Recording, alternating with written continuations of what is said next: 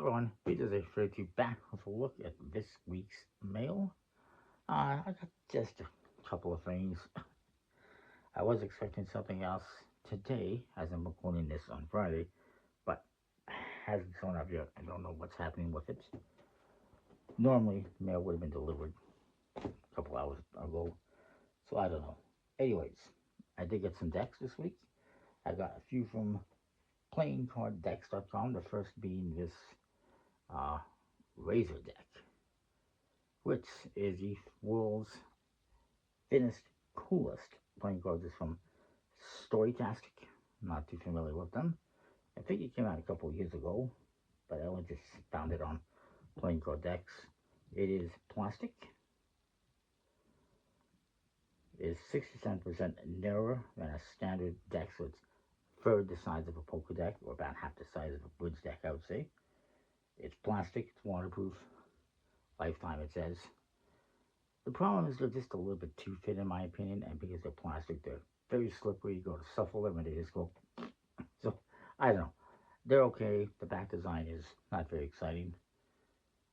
I'm cool with getting rid of all the wasted space on a playing card that you don't really need. You're just going with the indexes basically. But then you get rid of all the artwork and stuff, so I don't know. Then I got a couple of new ones that are from Playing Card Decks. The first is second edition of Bicycle Vikings, the Valhalla edition. It's basically the same as the original version, except the Jokers now feature Thor and Loki. And then there is their new Dragonfly, Teal and Lavender, which is a new Dragonfly deck. Part of it, I guess, apparently the new Critter series, which I don't know why we need to rehash this whole series, but is what it is. Came with a cool little sticker as well. And then there's a couple more decks here. There is Pina, which is from Butterfly Playing Cards, and a Magician Victor Pina from Spain. It is a marked deck. It's not a reader deck like a lot of decks that I've done in the past, where you just look at the back and it says, tells you what it is basically. This is actually, you have to look at the markings and determine what it is basically. Know what it is by the markings.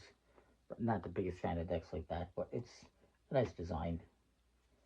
And then there's a couple new ones from Fulton's. There's the Fulton's October Tombstone Gray, which apparently was the original envisionment of the Fulton's October, but they decided like 13 years ago, we'll do it this way instead. And now they decided, you know what, let's do this one, because they ran out of ideas.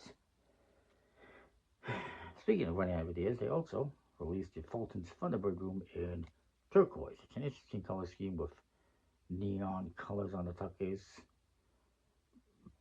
but it is what it is. So that's it for Playing Card Decks. I also got a couple decks from Penguin Magic.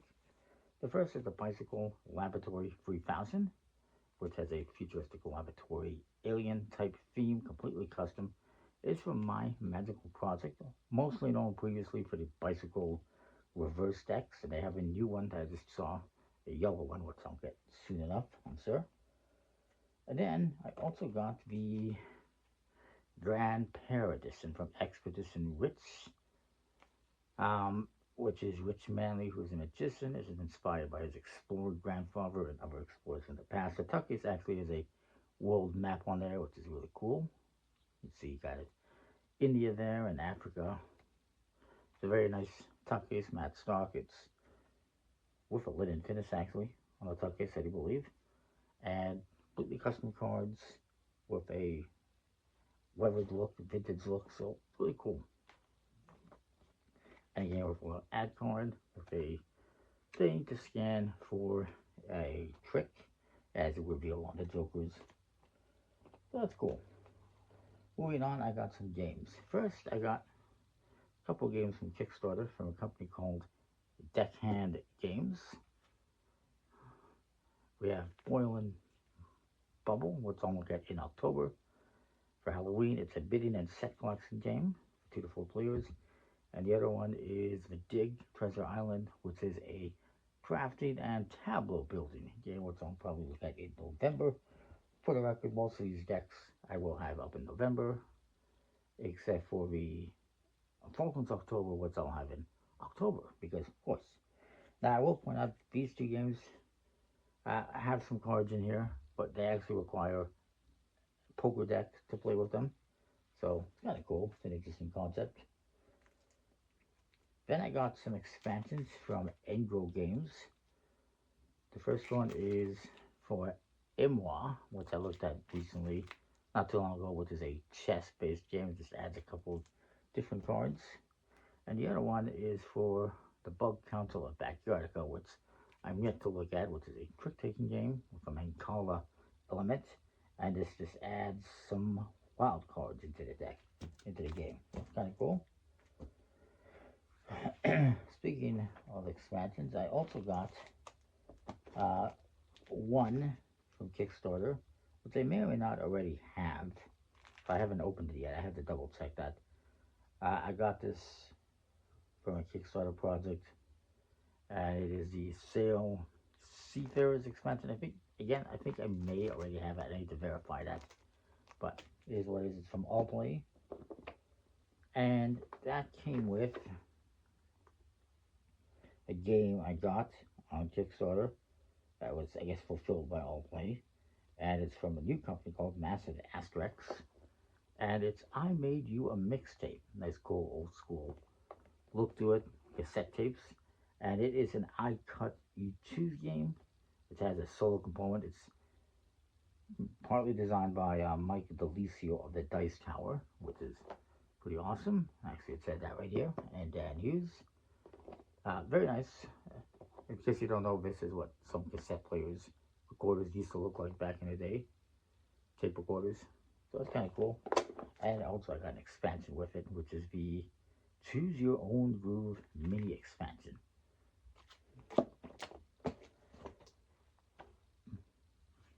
But that's not the last expansion. Yes, I got one more expansion. This one I got along with a few other games here from Board Game Bliss, and this is an expansion for the gang. It is the Jokers and More mini expansion. Expansion Palooza this week, apparently. Then I got, these are all from Board Game Bliss for the next few. There's only one that's not, the last one. I got this little one in a metal case. It's called Palm Laboratory. Not too long ago, I looked at Palm Island. This is the follow-up / a redo of that game for one player and one player only, from Portal Dragon and John Mietling. Looking forward to checking this out. I will say that the case could have been just a smidge bigger. With the cards in the plastic wrap, it was almost impossible to get them out. I'm thankful I didn't damage them. Just a slight annoyance. Then I got two games here. Also on Board Game Bliss, obviously. Rather from a company called Green Meadow Games. This one came out in 2018 originally. It's called Druid. Originally it was called Darkness. And it is a game where you are druids in ancient Northern Europe vying for artifacts. And a simple to learn game. Has a slide out box. That's kind of cool. And then the other one, which is a slightly bigger box but also slides out, is called Dawn. And it's also from the same company, Green Meadow Games. And this one is you are trying to build a village with other players, and you can choose to be an ally and share your victory, or be a scoundrel and hoard resources for your own personal glory. Choice is yours. And this one comes with Druid, comes with mini-sized cards. This one comes with poker-sized cards, and also some square cards. So not so wide a change. Then I got this little game called Strange World Above the Clouds. It plays 1 to 4 players. And it's from Games. Like a bear. Growl. And it is a game where you're trying to choose the best cards to create your strange world above the clouds. But if you make a mistake, the world eaters will devour your land. So it's pretty interesting.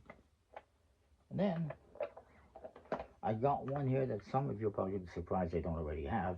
And it is from Amigo. It is Saboteur, which is a game where one or more players will be saboteurs, and you're all basically dwarves digging for gold in a maze of tunnels. Basically, you're going to be playing cards to build these paths and try to find gold, but saboteurs are going to try to ruin things for you.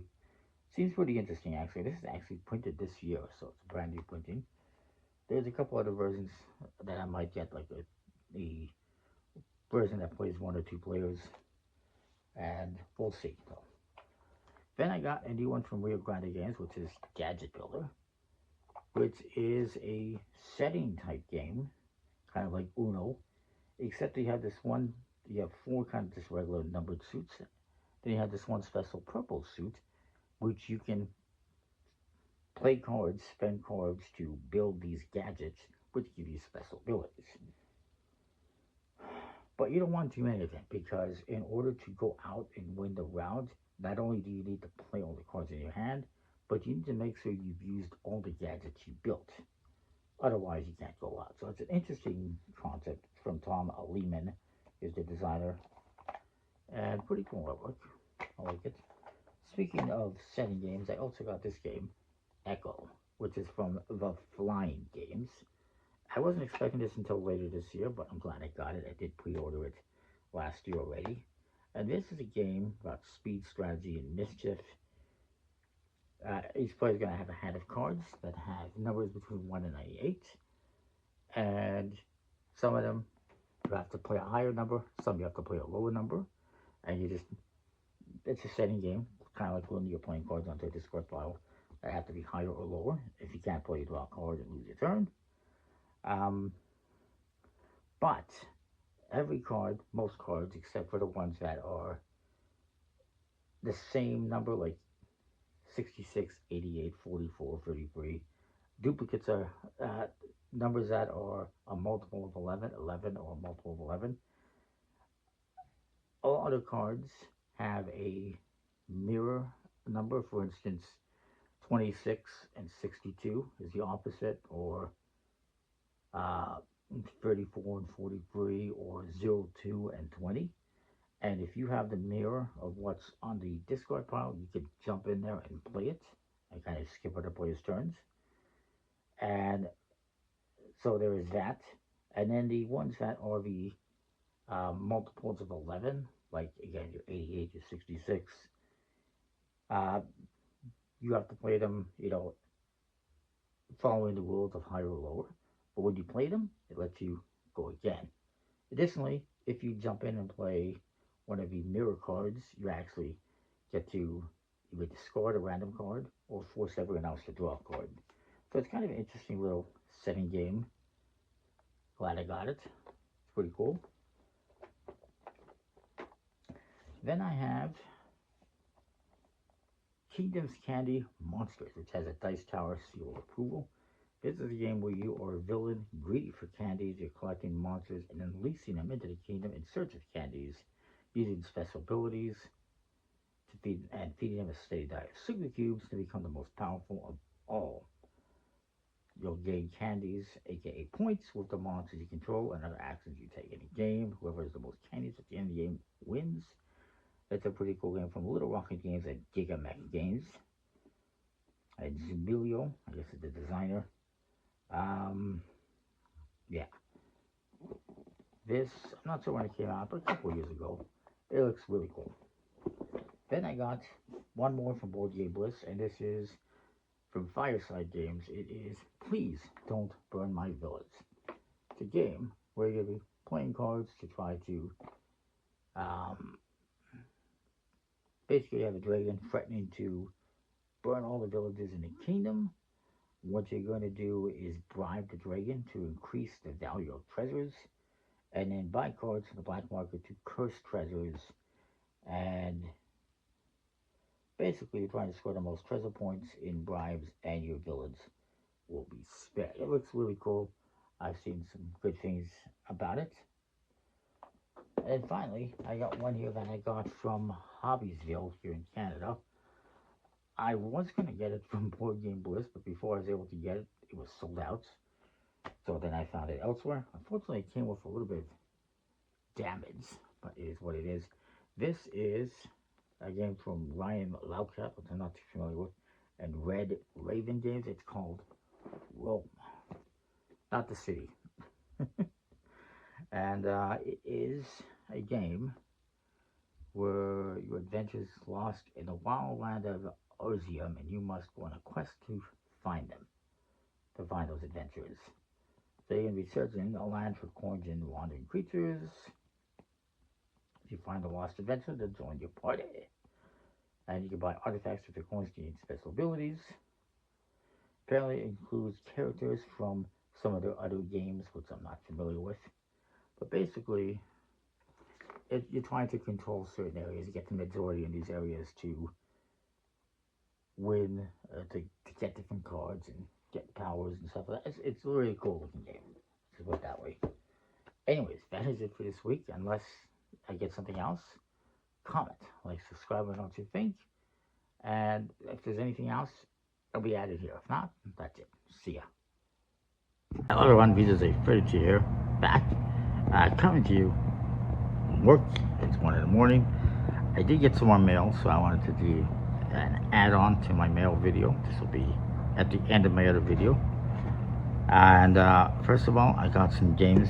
I got one deck of cards actually that I wasn't sure when I was coming. I didn't think it was coming this week, but it showed up. It is the latest from Black Ink, the Sirens of the Sea deck, which looks very nice. Very nice box and everything. Then I got some games here from the Game Crafter website. These are all from, I was trying to figure out the name of the company. I should have looked at it before. They're all from the same designer / company. It says, oh yes, Grey Gnome Games. And the first one is Wundergarten. Don't be deceived by the name, it's actually an English game. But it's a trick-taking game for gnomes of all ages. And it's all about the gnome garden.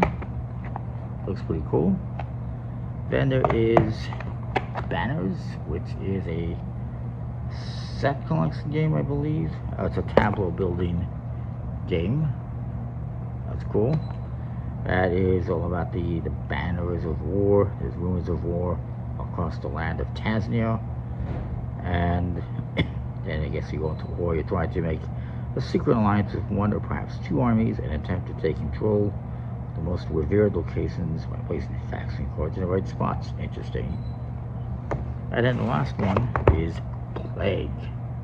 Again from the same company. And this one is also a trick-taking game with a dark twist, where you don't just take tricks, or you don't just win tricks, but you also try to get your friends to end up with a plague. It says it's award-winning. Basically, it's kind of like Hearts, where you have this plague suit that you don't want to win. And then I have one more game that I got from a seller on the Geek market on Board Game Geek. This is an older game from TMG, Tasty Minstrel Games. Came out in 2015. It is Flip City, which is kind of a city building, tableau building type game. So yeah, that is it for this week. This way now. Comment, like, subscribe, and what you think. We'll see you next time with more. I gotta get back to sleep, work, and we'll see you. Thanks for watching.